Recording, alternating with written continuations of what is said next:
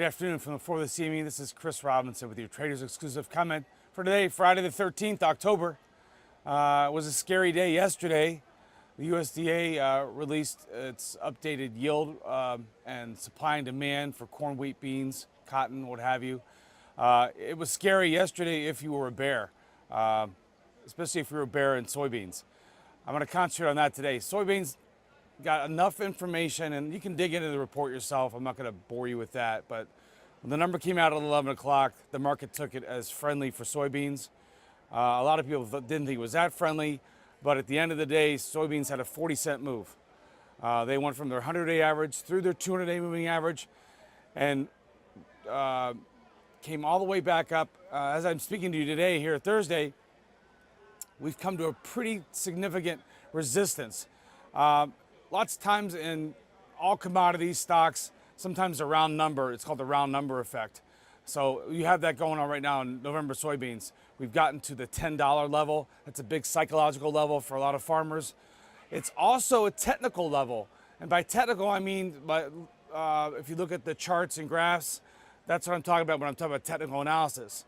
If you take the summer highs and down to the August lows, okay, we had a $1.26 sell-off in soybeans. Yesterday's and today's high, we came back.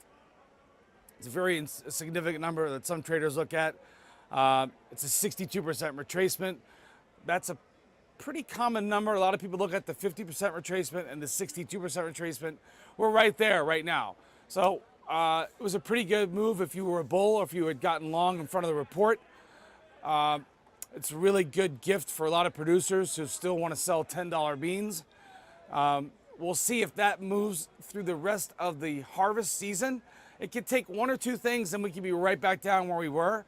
But all in all, it was a really good performance for soybeans. Soybeans actually pulled up corn and wheat in spite of the fact that corn and wheat had relatively negative fundamental news.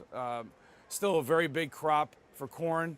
The worldwide supplies in wheat are record highs. So there's a lot of negative stuff holding down prices for corn and wheat, however, they did get a sympathy bump. The big thing to watch in D's corn is, can we stay above 350? Can we make a run back at 361, 362?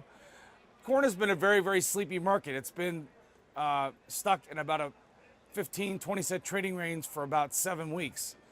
For that to really get more profitable, most farmers need to get corn to get way up, closer to $4.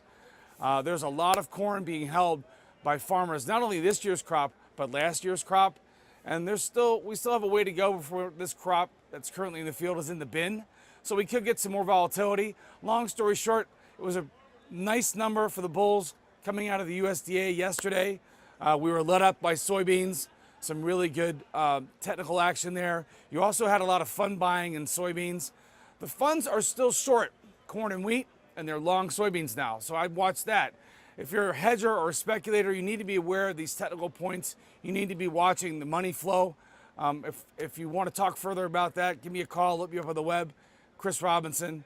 Have a great rest of the weekend. Have a happy Friday the 13th.